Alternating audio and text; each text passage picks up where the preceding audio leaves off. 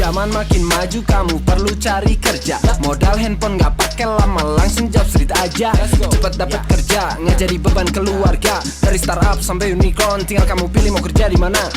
Jangan sampai telat, cari tahu cepat-cepat. Job street virtual karir, jangan sampai terlambat. Mau karir digital marketing atau coding buat bikin gaming, langsung daftar nggak pakai pending. Duit banyak gaya jadi bling bling. Virtual karir fair dari Job Street yo hadirin 9 sampai 11 Maret, let's go gasin. Ayo dicek aja, jangan lupa kamu pantengin. Siapa tahu langsung kerja, gampang bebas jauh dari drama. Daftar Job Street Virtual Career Fair, dapat kerja hidup jadi fair. Ikutin aja Virtual Career Fair, karena Job Street itu memang care. Mau cari peluang kerja, langsung Job Street aja. Jangan jadi beban keluarga, langsung Job Street aja. Kerja waktu muda, tua kaya raya, langsung Job Street, semua hidup bebas drama. Mau cari peluang kerja, langsung Job Street aja. Jangan jadi beban keluarga, langsung Job Street aja. Kerja waktu muda, tua kaya raya, langsung Job Street, semua hidup bebas drama. Mau cari peluang kerja, langsung Job Street aja. Jangan jadi beban keluarga, langsung Job Street aja. Kerja waktu muda, tua kaya raya, langsung Job Street, semua hidup bebas drama. Kerja waktu muda, tua kaya raya, langsung Job Street, semua hidup bebas drama.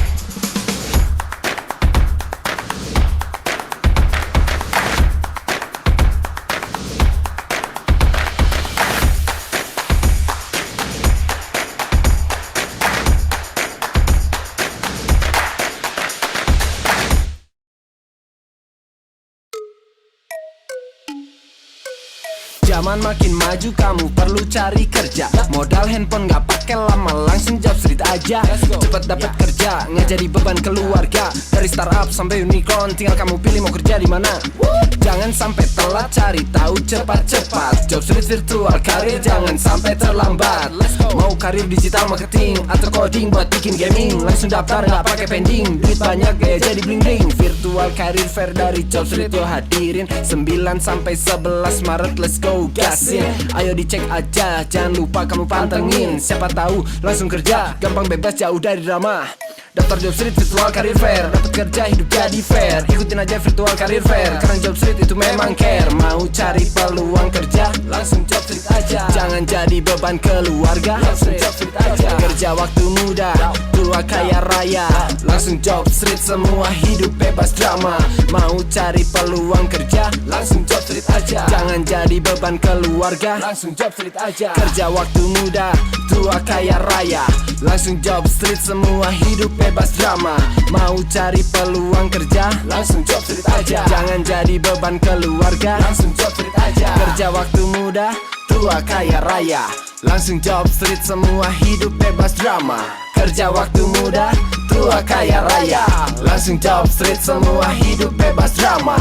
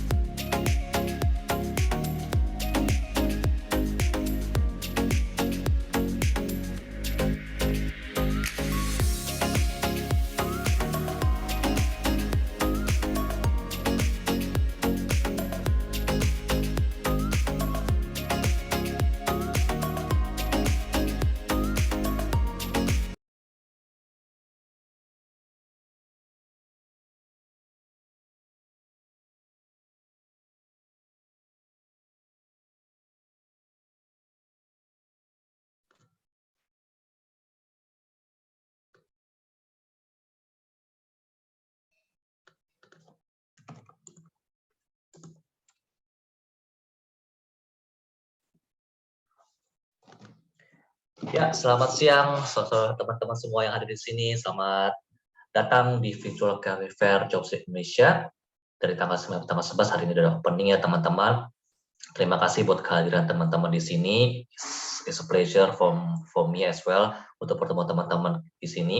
Ya, perkenalkan diri dulu, nama saya Willy dan saya kebetulan menjabat sebagai Customer Care Manager di Jobs Indonesia dan I will be your host today. Nah, seperti mungkin teman-teman tahu, kalau salah satu sesi yang ada di acara Virtual Career Fair ini adalah kita akan mengadakan talk show ya atau sharing session dari berbagai macam narasumber, dan kebetulan narasumbernya pastinya oke-oke punya teman-teman ya. Oke. Nah, pada hari ini saya akan menjelaskan terlebih dahulu ya do and don'ts daripada sesi webinar ini. Saya akan bacakan ya teman-teman ya. Pertama, selama sesi webinar peserta akan berada pada mode bisu. Oke, akses akan diberikan oleh admin apabila ada yang ingin bertanya kepada pembicara pada sesi Q&A. Kedua, pada sesi Q&A, peserta dapat bertanya melalui fitur chat atau raise hand. Poin ketiga, untuk bertanya melalui fitur chat, mohon menggunakan formulir sebagai berikut, nama atau nama perusahaannya atau universitas dan pertanyaannya apa. Poin 4, admin akan memilih pertanyaan yang diterima dari peserta. Poin nomor 5, para peserta akan mendapatkan 350.000 koin investasi di Coinworks. Hadiah akan dikirimkan melalui email yang sama yang diregistrasikan di Zoom ini. Dan untuk yang don'ts-nya, yang jangan dilakukan. Poin pertama, para peserta tidak dapat menampilkan konten sensitif pada fitur chat. Mohon diperhatikan ya teman-teman. Terus poin kedua adalah para peserta tidak dapat menanyakan pesertanya di luar topik webinar yang sedang dibahas, supaya kita juga fokus ya teman-teman ya di topik yang akan kita bahas hari ini. Oke, please join me untuk welcome narasumber yang oke punya dari untuk Ibu Imelda Natalia dari PT Lala Move Indonesia. Ya, as we know, Lala Move Indonesia juga one of the biggest logistic company ya di Indonesia, mungkin juga region Asia, things. Ya, dan kebetulan Ibu Melda Natalia ini menjabat sebagai People Operation Manager di Lala Move Indonesia. Dan Bu Imelda ini punya pengalaman more than 5 years di bidang HR, dan juga punya visi dan misi yang menurut saya cukup noble ya, menurut saya sangat-sangat noble ya, menemukan, memperkembangkan dan juga meretain para talent-talent yang successful talent di Lala Move Indonesia. Dan pastinya di Lala Move Indonesia juga dari talent manajemennya juga tidak hanya sebatas talent management aja, tapi juga talent acquisition, and then ada juga talent culture, dan so on. Oke. Dan tanpa memperlama lagi, waktu dan tempat saya serahkan kepada Ibu Imelda Natalia. Silakan Ibu. Iya, halo semua teman-teman yang bisa hadir di sini. Halo Pak Willy, terima kasih buat perkenalannya. Oke, teman-teman semua, I'm so happy bisa ada di sini dan kemudian share sedikit ya tentang how to manage your boss, something yang mungkin terdengar agak manipulatif. Tadi kita sempat ngobrol sama Pak Willy, but then sebenarnya ini adalah satu hal yang mungkin kita harus lakukan biar pekerjaan kita bisa lancar. Jadi nggak cuma bawahan yang harus di-manage, tapi atasan juga harus nih, gitu ya. Oke, so I'm going to share my screen. Okay, so okay. Ya, jadi kita akan mulai ya teman-teman semua. Ya, ini mungkin sedikit perkenalan tentang Lala Move. Jadi saya Imelda, People Operations Manager di Lala Move Indonesia, dan Lala Move ini didirikan tahun 2013 di Hong Kong dan sebagai platform untuk on-demand delivery services, dan sekarang sudah ada di Asia dan Latin Amerika. Jadi tadi saya ngomong sama Pak Willy, kayaknya sih Lala Move itu udah bukan startup ya, karena sudah gede gitu, udah 8 tahun, decacorn, dan udah di berbagai negara gitu ya. Dan di Indonesia sendiri kita sudah ada di Jakarta, Bandung, dan Surabaya. Nah, kalau misalnya saya pilih topik ini ya, apa namanya, managing your boss gitu. Kenapa saya pilih topik ini? Ini tuh karena saya pikir ini pasti jadi struggle buat new joiner ataupun buat existing employee. Karena ini buat semua level ya. Karena apa? Karena nggak ada guarantee kita tuh bisa sebenarnya kerja dengan baik dengan atasan kita. Karena apa? Ada generation gap, ada experience gap, ada knowledge gap. Jadi ada gap antara kita sama atasan gitu.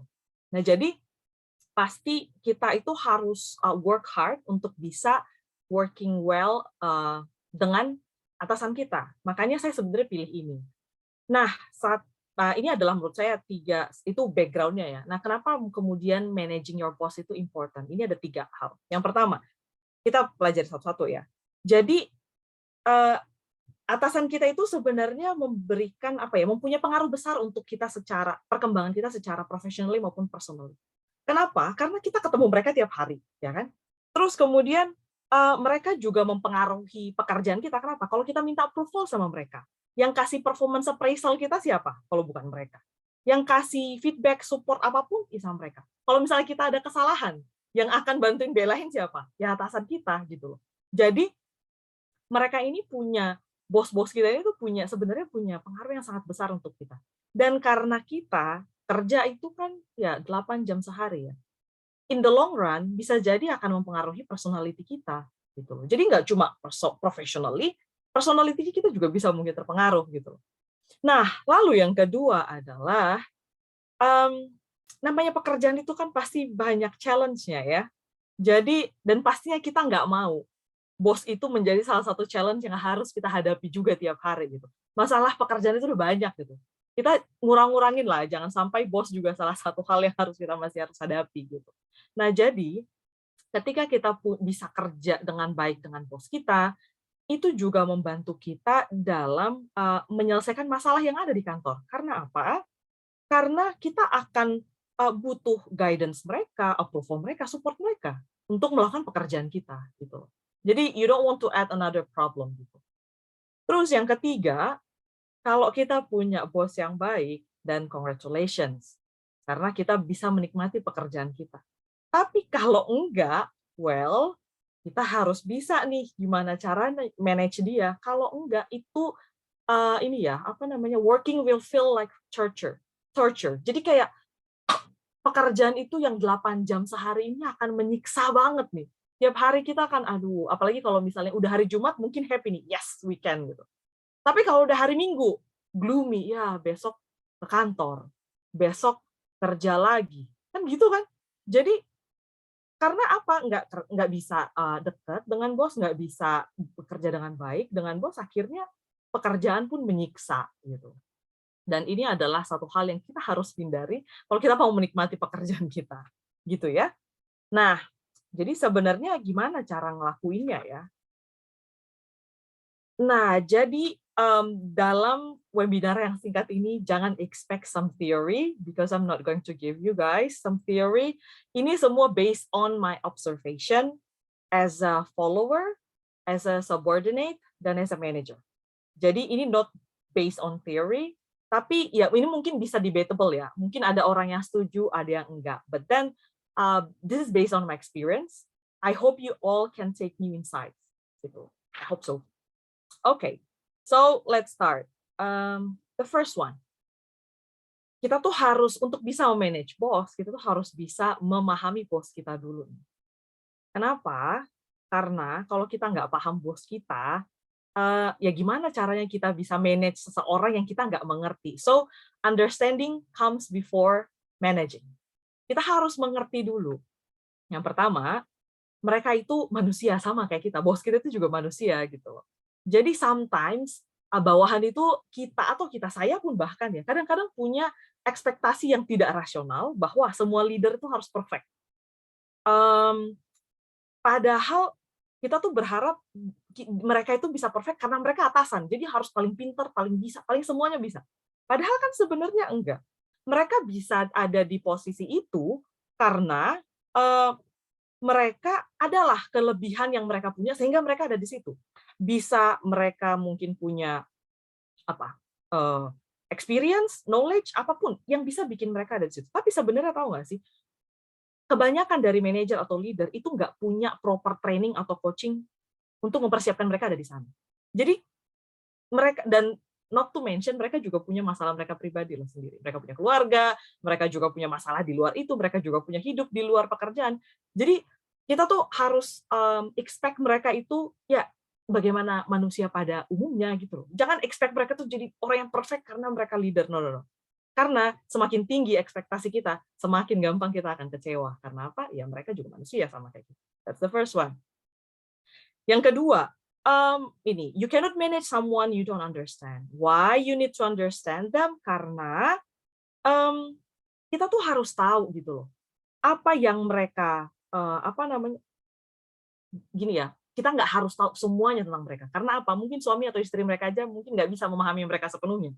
Itu mungkin belajarnya tuh seumur hidup gitu ya. Tapi at least kita tuh harus tahu apa yang paling mereka hindari, apa yang paling mereka kejar. Apa yang paling mereka takuti, apa yang paling mereka senangi. Itu aja, 2 hal ini aja. Nah, jadi eh, ketika misalnya kita bisa memahami ini, hubungan kita sama mereka itu akan lebih gampang, relatif lebih gampang. Karena kita tahu apa yang harus kita hindari, dan kita tahu apa yang harus kita support dan berikan gitu. Nah, pinter-pinter, kita harus menghindari fear-nya. Misalnya nih, ini biasanya case-nya. Atasan itu paling nggak akan suka yang namanya target nggak achieve, ya kan? Resource-nya boros, ya kan? Delayed progress, progress-nya terlambat, atau bad reputation. Di sana nama baik dia jadi jelek. Tapi biasanya nih bos itu akan senang kalau yang namanya targetnya ke achieve. Misalnya targetnya cuma 120, kita bisa achieve 200, weh. Itu hebat. Itu paling dicari. Effective planning, jadi waktunya, budgetnya, semuanya terkendali. Itu bagus. Improvement-nya bisa banyak nih. Terus apa? Customer ini ya bisa internal, bisa eksternal. Bisa customer buyer, bisa kita ngomongin customer internal. Misalnya coworker, teman-temannya dia, siapa? Happy. Bisa jadi dia cari. Nah, mungkin ini nggak semuanya ada dalam satu orang. Tapi at least salah satu ini pasti ada dalam semua leader. At least salah satu. Pasti ada. Nah, jadi kita tuh harus bisa mendukung bos kita untuk menghindari yang dia takuti dan mencapai yang dia senangi. Jangan kebalik. Yang kita kasih yang dia takuti, kita nggak kasih yang dia senangi. Wah, itu kita nggak akan jadi bawahan yang oke tuh. Dia bakal nggak suka nih sama kita, gitu ya. Jadi ini dulu aja dicari. Yang 2 kotak ini. Nah, terus gimana cara melakukannya? Nah, ini sebenarnya salah satu cara untuk manage ekspektasi bos kita juga. Yaitu apa? Ask the right question and then listen. Jadi, kita tuh harus tanya ya, maksudnya ketika kita mau melakukan sesuatu, apa sih yang sebenarnya dia expect, apa yang dia mau, apa yang dia nggak suka, caranya kayak apa. Tanya dengan detail, tanya dengan baik. Dan kemudian listen. Karena kebanyakan dari kita, ketika kita mendengar orang ngomong, kita udah ada asumsi. Jangan, tanya aja, terima aja dulu. Nah, setelah itu, confirm nih, benar nggak nih Pak, yang Bapak mau kayak gini? Benar nggak nih Bu, yang Ibu mau yang kayak gini? Jangan sampai nanti kita pikir apa yang kita pikir sama dia pikir sama. Padahal enggak. Nah, jadi dikonfirm dulu. Nih Pak, dari tadi kita ngobrol panjang ya. Bapak pengennya gini-gini bukan? Gini bukan? Siapa tahu, oh enggak, bukan gitu, kamu salah mengerti. Ya udah, tanya lagi sampai jelas. Nah, setelah itu buat dalam di-record, ada dokumentasinya. Karena apa? Yang namanya atasan itu juga manusia, bisa lupa. Hari ini dia bilang apa, besok dia lupa. Disalahin, kita yang disalahin. Nah, bikinlah email atau catatan atau apa. Jadi kita besok-besok bisa nunjuk, Bapak dulu kayak gini loh. Bapak bilangnya kemarin kayak gini, saya cuma ngikutin. Gitu. Bikin aja email, ada hitam di atas putih. Gitu ya. Nah, habis itu apa? Nah, walk according to the agreement. Jadi, lakukan semuanya sesuai dengan apa yang sudah disepakati, apa yang sudah di-record tadi, apa yang sudah di-confirm. Jadi, harusnya sih ketika misalnya sudah kita lakukan sesuai dengan apa yang mereka mau, harusnya udah oke. Selain itu, kita juga harus kasih mereka updates.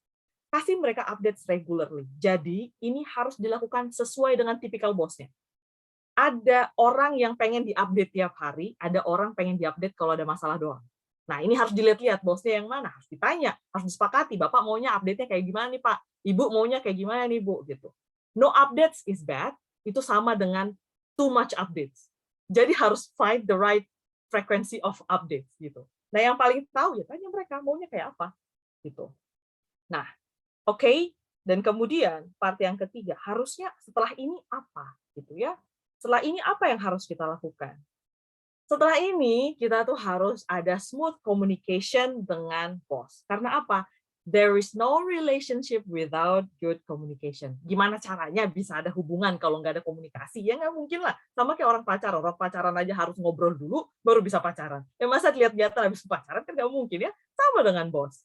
Nah, ketika misalnya kita mempresent ideas, ketika kita kasih tahu nih, ini ada ini ada masalah atau apa yang harus kita lakukan? You always come with data. Always come with data. Karena apa? Ini kata Guy Kawasaki ya, hope is not a strategy. Kalau misalnya kalian bilang, atau kita ngomong, saya ngomong, Pak mungkin ya begini. harapannya sih akan begini ya, saya harap, oh no, cannot, nggak bisa. Jadi apa? Avoid something like that. Jadi kasih mereka fakta, kasih mereka numbers. Kalau misalnya kita datang dengan data, kita akan lebih dipercaya. Kan, kalau udah begitu, mereka akan lebih oke nih, lebih dengerin kita. Jadi data itu akan bikin kita mampu untuk mempelajari apa yang sudah di belakang, yang sudah pernah terjadi, dan kemudian memprediksi apa yang akan terjadi di depan. At least kita prepare gitu loh. Jadi kalau kita ngomong kayaknya sih gini Pak, kayaknya sih gini Bu, nggak bisa. Jadi always come with data, do your homework, provide all the numbers needed. Hope is not a strategy. No, cannot. Nah, yang kedua adalah present in a way that is understandable according to your boss. Audiens kita itu bos kita. Jadi mungkin kita nggak suka nih dengan chart, kita nggak suka dengan data, tapi kalau bos kita suka mau gimana? Ya kita juga harus belajar. Karena yang penting adalah dia ngerti apa yang kita butuhkan, dia dapat apa yang dia butuhkan, dan dia bisa support kita nanti di depan gitu. Jadi cari tahu bos kita tuh sukanya yang kayak gimana. Bos kita sukanya mungkin slide chart-nya harus aneh-aneh, do it. Bos kita sukanya banyak gambarnya yang lucu-lucu, do it gitu. Gimana caranya dia bisa ngerti apa yang kita mau kasih tahu, kan gitu sebenarnya ya. Nah, jadi adjust with them. Jadi bukan preference kita, tapi preference-nya mereka. Yang ketiga, nobody loves complain. Pernah nggak dengar orang yang ngeluh terus tiap hari? Sakit kepala ya. Maksudnya itu bikin kita kerja aja nggak enak gitu. Apalagi kalau ada masalah, ada orang yang komplain, itu nambahin masalah lagi. Apalagi bos tuh paling nggak suka denger yang namanya komplain. Nah, apalagi nih, kenapa? Kita tuh di-hire karena di perusahaan banyak masalah, dan kita harus menyelesaikan itu. Bukannya jadi mengeluh tentang apa yang masalah yang ada di sana. No. Kita tuh di-hire untuk kita bisa membantu perusahaan menyelesaikan masalah itu. Jadi, kalau ada nih teman-teman di antara kita yang suka complain, stop doing that. Nobody likes that.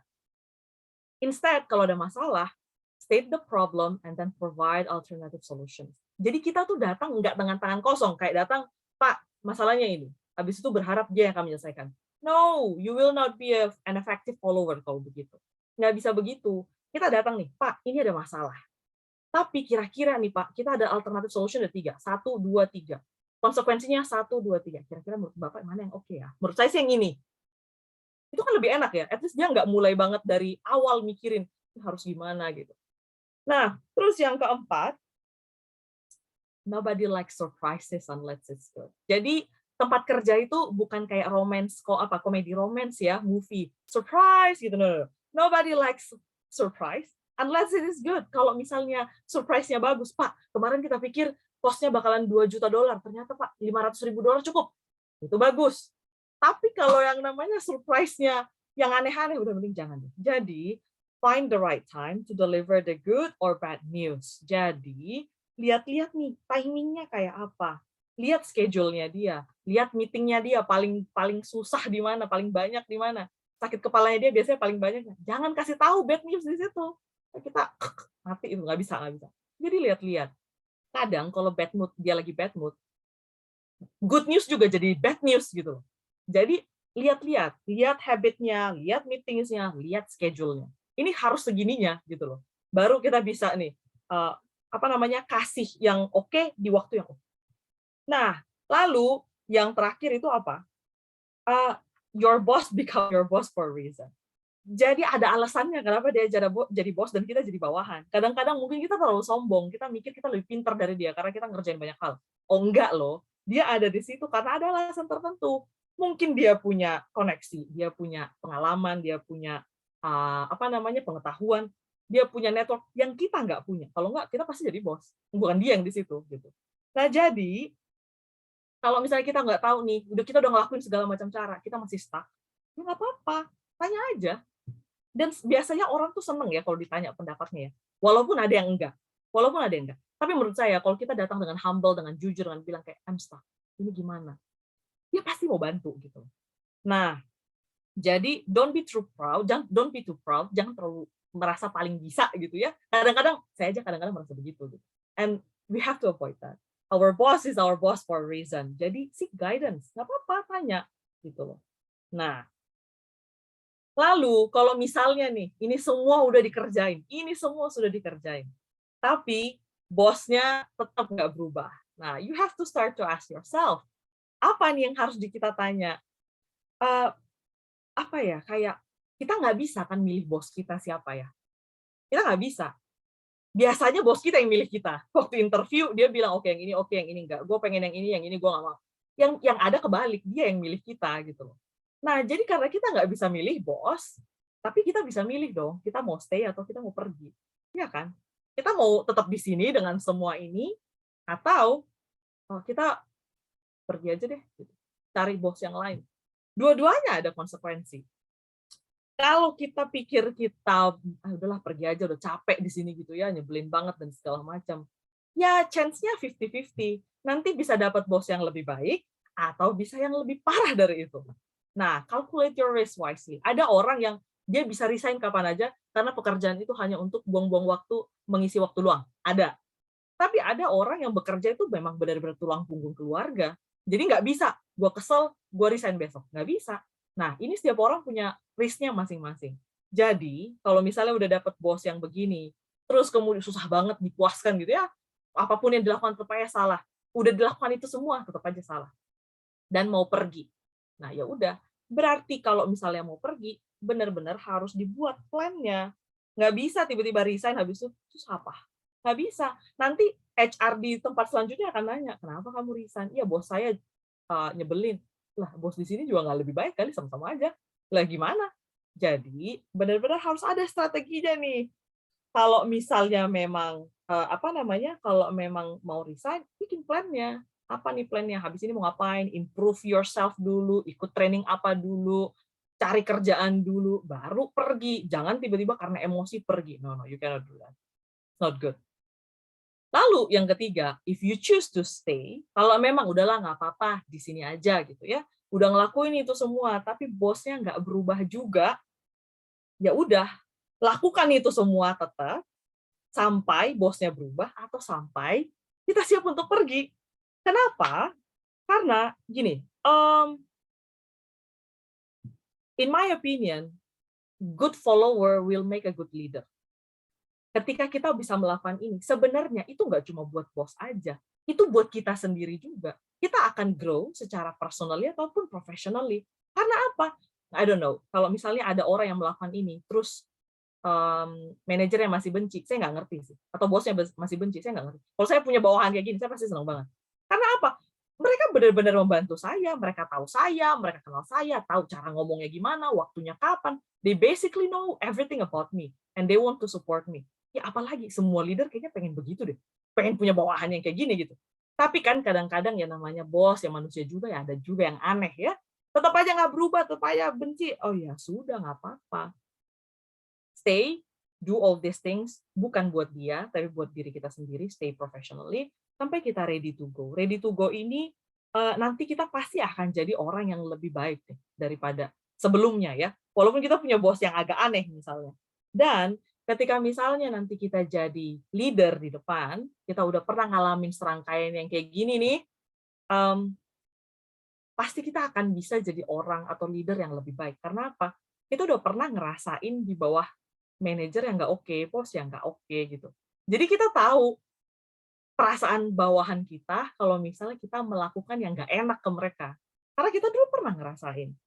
Nah, jadi sebenarnya ya, my intention untuk sharing ini sebenarnya bukan biar ya kita bisa manage bos kita, pekerjaan kita jadi lebih lancar, bisa. Tapi more importantly adalah kita bisa jadi orang yang lebih baik dan kita bisa kita bisa jadi orang yang lebih baik sewaktu kita jadi follower dan nanti ketika kita jadi leader. Dan sebenarnya kalau ngikutin tips ini, kita bisa praktekin ini ke siapapun dan pekerjaan kita pasti akan jauh lebih baik. Karena apa? Kenali aja orangnya kayak apa. Lihat gaya komunikasinya. Apa yang dia mau, apa yang dia hindari. Pasti hubungan kita pasti lebih baik. Daripada kita punya assumption nih, dia kayak gini dia orangnya. Kita udah ngejudge dulu, dia orangnya kayak gini. Tanya, dia maunya apa yang kita bisa bantu. Dan menurut saya, kalau kita bisa lakukan semua ini, dan sebenarnya bukan buat orang lain ya, kita akan jadi a better person. Gitu sih kira-kira. That's from me. I hope you guys can take insights. Thank you. Ya, thank you Imelda. It's very inspiring actually to be honest from as well. Sangat-sangat inspirasi banget Bu Imelda dan sangat-sangat kooperatif materinya ya. Mungkin buat teman-teman yang baru join di tengah presentasi, welcome to this session dengan Ibu Imelda Natalia, People Operations dari Lalamove. Oke. Mungkin ada yang bertanya mungkin dari teman-teman, ada yang mau bertanya boleh lewat chat atau mau raise hand juga boleh, nanti saya akan bukakan fitur unmute speakernya.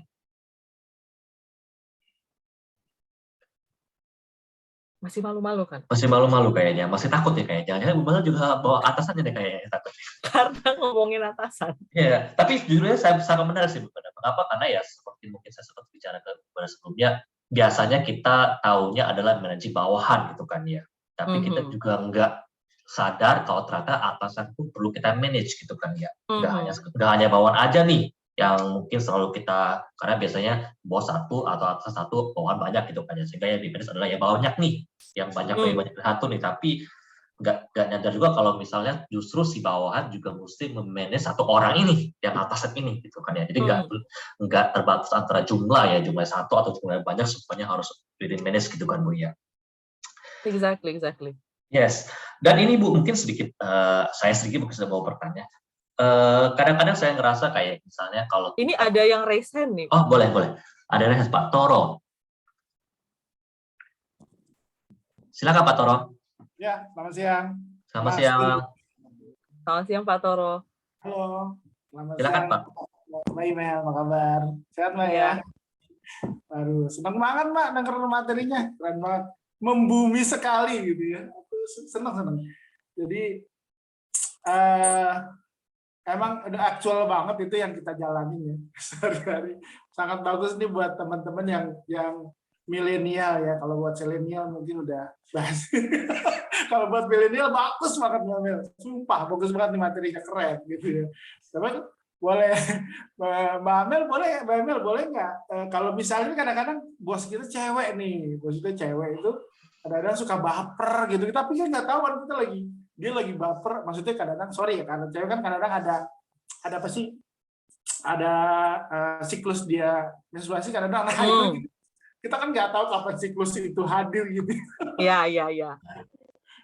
Tiba-tiba kita jalanin udah persis yang tadi Mbak Imelda sampaikan, terus tiba-tiba nggak sesuai itu. Waduh, tumbennya hari ini dia kenapa ya gitu. Sebenarnya kita nggak tahu dia lagi PMS gitu ibaratnya ya. Nah, itu gimana Mbak Imel ngatasinnya?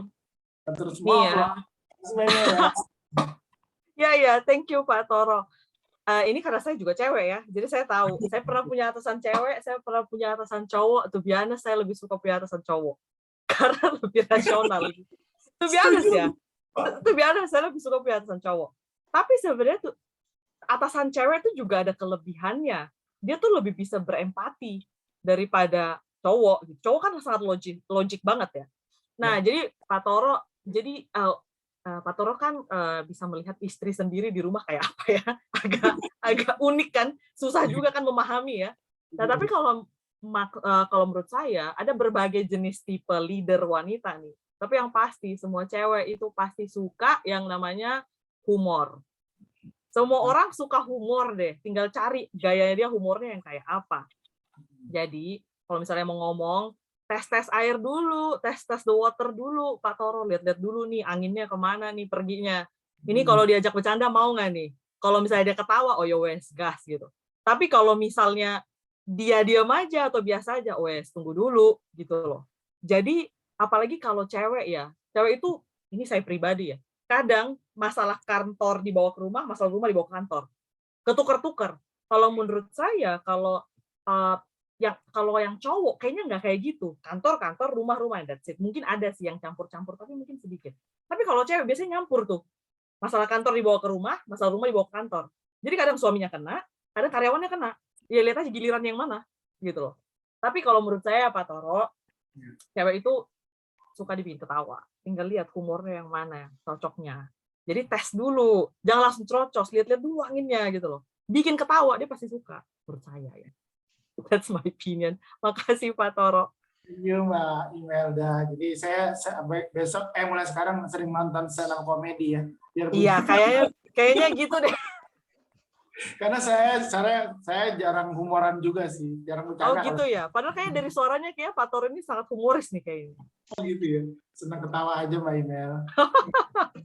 Makasih Oke, Mbak Pak. Imel ya. Thank Mas you. Willy, thank you. Mas Willy, thank you. Mbak Ya, Imel. thank you Thank Pak you. Toro, thank you for the question. Ya, intinya baik atasan cowok ataupun wanita gitu kan ya, ada plus ada minusnya lah ya. Which balik lagi adalah both of them ada human yang which Yes, kita mesti understand gitu exactly. kan ya. Ada positif atau negatif. Tapi tadi Bu Emel bilang kalau mungkin cowok lebih logical speaking gitu kan ya, tapi kalau cewek mungkin lebih empati gitu kan ya. Di berbagai Exactly. macam situasi hal seperti itu ada plus ada negatifnya. So we should accept that kind of fact that we are also human.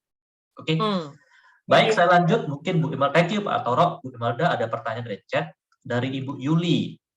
Bagaimana trik menghadapi bos yang moody dengan kondisi pandemik seperti ini, yang mana hanya melalui teks atau telepon untuk kontak beliau sehingga tidak bisa lihat di kondisi moodnya. Mungkin ya kalau kita pada kondisi pandemik gitu ya kita cuma bisa telepon atau mungkin Zoom, di mana kadang kalau Zoom pun kamera off gitu kan ya. Kita nggak tahu nih apa yang mereka rasain sekarang ini mungkin ya. Kondisi hatinya apakah lebih kalau kita lagi WFO dulu sebelum pandemi kita bisa lihatin raut muka bosnya kayak raut mukanya kayak serem nih, jangan dulu deh, jangan dulu deh. Tapi kalau sekarang kan pandemik nih, ya kan ya online ya kita ya kalau kita bicaranya. Kita nggak bisa nebak 100% nih kira-kira apa ya gitu. Kenapa dia? Ya, ini seperti memang satu challenge yang kita alami ketika pandemi ya. Kita nggak ketemu satu sama lain, cuma lewat chat dan grup dan segala macam. Nah, tapi kalau misalnya kita balik lagi nih ke manusia ya, ketika orang tuh moody, pasti kan ada yang mempengaruhi ya. Pasti itu keadaannya lah. Ya itu balik lagi ke yang tadi yang saya bilang, ada ketakutannya dan ada motivasinya. Bisa jadi ada hal yang nggak dia suka terjadi, atau ada hal yang dia suka terjadi, makanya dia bisa naik turun. Dan itu kita nggak tahu. Karena bisa jadi nih dia baru marah sama departemen lain di meeting jam 9, dan itu meetingnya lewat Zoom. Kita ketemu dia 9.30, dia tiba-tiba marah-marah. Kita kan nggak ada salah apa-apa ya, kenapa dia tiba-tiba begini gitu loh. Kan pasti bingung. Nah, disinilah kerjasama yang baik itu dibutuhkan. Jadi harus yang tadi saya bilang, lihat jadwalnya, lihat dia sebelumnya ngobrol sama siapa, atau nanti setelah ini dia ngobrol sama siapa. Saya biasanya akan lihat nih, atasan saya meeting jam berapa, dia meetingnya sama siapa. Kalau saya lihat itu departemen yang banyak banget masalah, saya mending ngomong sebelumnya aja deh, sebelum dia marah-marah gitu.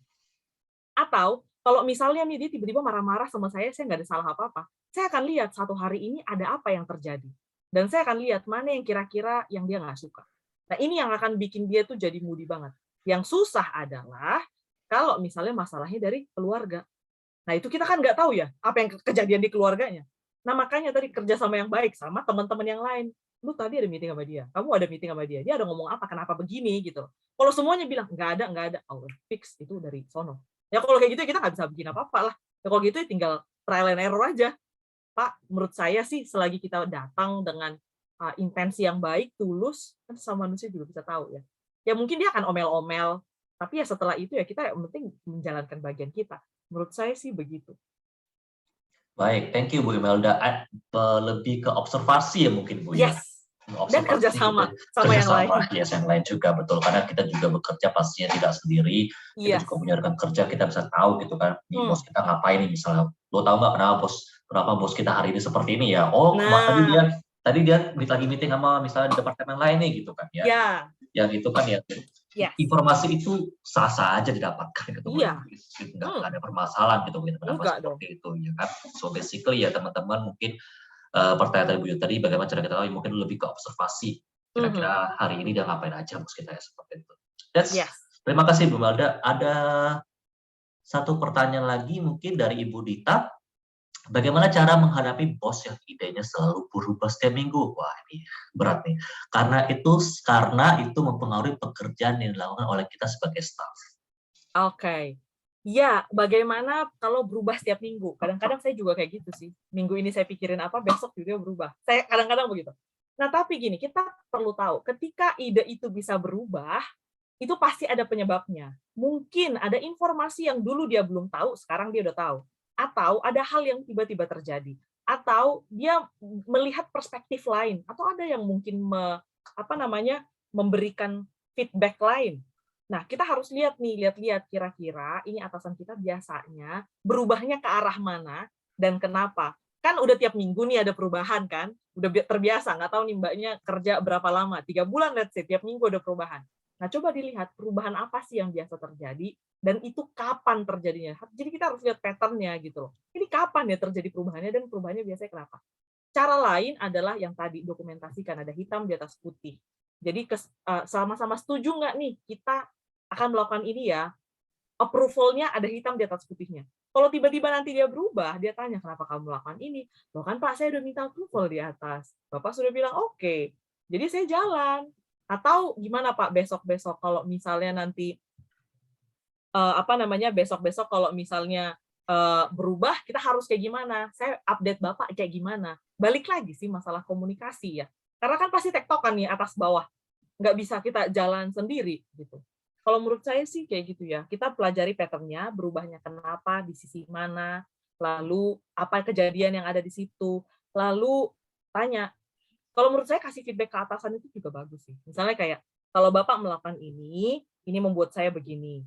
Jadi next akan lebih baik kalau kayak gini Pak, jadi kita lebih enak. Mau permasalahan dia dengar apa enggak, at least kita udah kasih tahu. Gitu. In my opinion gitu.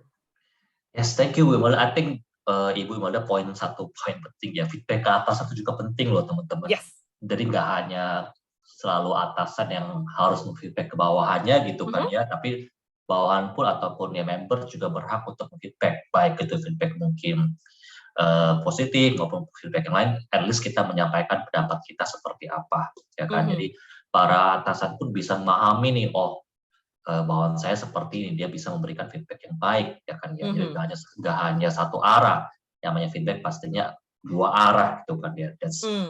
Buat teman-teman yang mungkin keseharian belum familiar atau belum terbiasa untuk memfeedback, I think that's a good point juga untuk starting memfeedback ke atasan juga seperti itu. Oke, saya akan ambil satu pertanyaan terakhir ya teman-teman, mengingat waktu juga sudah mulai habis. Dari Pak Aldo, Mbak Imelda, pernah nggak sih ketemu bos yang kurang paham sama situasi tim bawahannya? Misalnya tim bawahannya sudah merasa kesulitan untuk mengerjakan pekerjaan karena kurang orang, tapi bosnya masih memaksakan dengan jumlah tim yang ada. Bagaimana cara menghadapinya? Terima kasih. I see. Well, ini selama pandemi banyak ya. Karena pastinya. kita mencoba efisiensi dengan orang yang ada, geber aja terus gitu ya. Ya, kalau menurut saya ya, kita harus lakukan, selama kita ada di perusahaan itu, kita harus melakukan yang terbaik yang kita bisa untuk mendukung atasan kita, itu yang pertama. Ketika misalnya dia tidak menyadari kesalahannya, menurut saya adalah mencoba mengingatkan dengan berbagai cara. Berbagai cara, di berbagai waktu yang berbeda, bawa datanya, kalau perlu cari orang siapa yang paling dia percayai, coba yakinkan untuk ngomong juga, gitu loh. Nah, kemudian, kalau misalnya udah coba ngasih tahu, terus kemudian yang paling enak sih kalau ada impact-nya ya. Misalnya nih, karena kekurangan orang, jadinya project-nya terlambat. Gitu. Padahal kita udah mati-matian misalnya nih, ngerjain semuanya, dan kita udah kasih tahu datanya. Kita udah ngerjain loh sekian orang dan segala macam. Nah, itu mungkin akan lebih bisa membuka mata. Tapi kalaupun tidak, ya berarti poin yang terakhir tadi, kita harus bertanya, apakah kita harus di situ tetap, atau kita harus pergi? Gitu, karena kita udah ngelakuin yang terbaik yang kita bisa, kita udah kasih feedback, kita udah kasih data, nggak bisa juga, ya berarti harus kita pikirkan lagi nih. Kita udah coba segala macam cara nih untuk meyakinkan, tapi nggak bisa mengerti juga. Ya karena selama pandemi ini sih, memang kita harus mikirin antara cost, sustainability, lalu kesejahteraan karyawan, itu agak tricky. Jadi dia juga sebenarnya pasti punya posisi yang sulit gitu. Nah ini kita harus coba mengerti. Tapi menurut saya kalau kita coba omongin terus dengan cara yang berbeda, harusnya dia ngerti ya. Kalau nggak ngerti, ya well, mungkin harus pergi. Tinggal dibuat aja rencananya.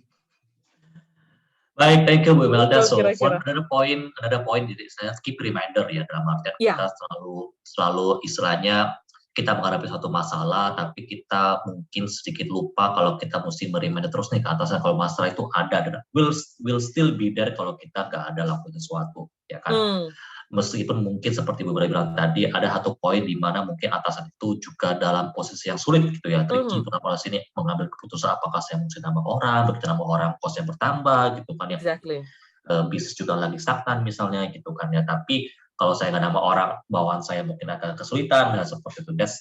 that's poin-poin yang sebagai atasan pun mereka pasti ada punya bahan pertimbangan. Iya, pertimbangan kapan saya mesti lakuin ini, kapan saya nggak mesti lakuin seperti itu. Baik, thank you Bu Imelda atas feedback dan sharingnya, is very useful to all of us. Terima kasih banyak atas insight juga dari Bu Imelda. Sebelum saya tutup sesi ini, saya mengundang teman-teman untuk sesi foto bareng. Jadi kalau teman-teman jika berkenan boleh hidupin turn on kameranya ya, kita akan sesi foto bareng teman-teman. Saya kasih kesempatan mungkin sekitar mungkin 30 detikan mungkin ya. Silakan untuk on kamera. Kita akan sesi foto bareng ya teman-teman.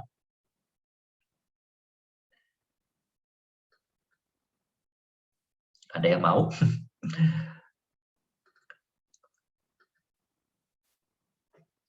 Ya, beberapa sudah ada yang turun kamera. Terima kasih. Saya akan tunggu beberapa waktu lagi. Ya, sebentar lagi.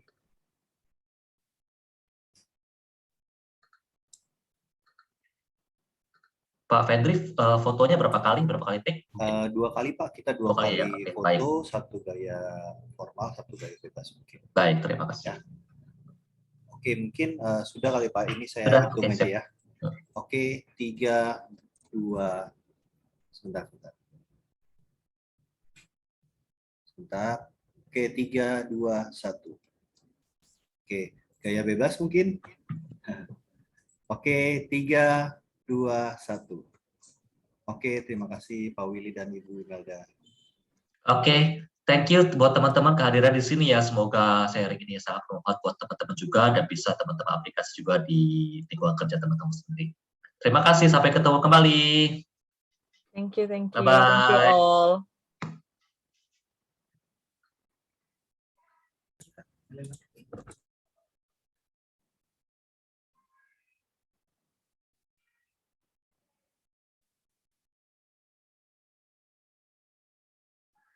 Thank you.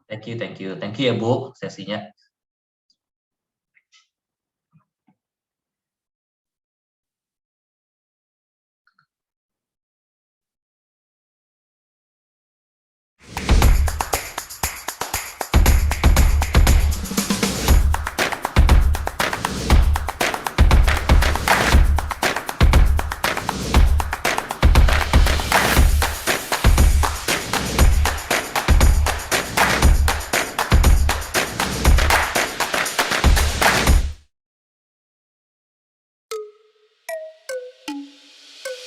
Zaman makin maju, kamu perlu cari kerja. Modal handphone gak pakai lama, langsung job street aja. Cepat dapat kerja, nggak jadi beban keluarga. Dari startup sampai unicorn, tinggal kamu pilih mau kerja di mana. Jangan sampai telat, cari tahu cepat-cepat. Job street virtual karir, jangan sampai terlambat.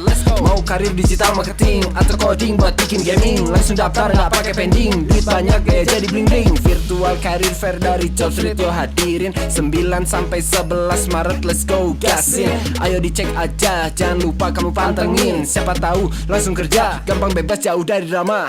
Daftar Job Street Virtual Career Fair, dapat kerja hidup jadi fair. Ikutin aja Virtual Career Fair, karena Job Street itu memang care. Mau cari peluang kerja, langsung Job Street aja. Jangan jadi beban keluarga, langsung Job Street aja. Kerja waktu muda, tua kaya raya, langsung Job Street, semua hidup bebas drama.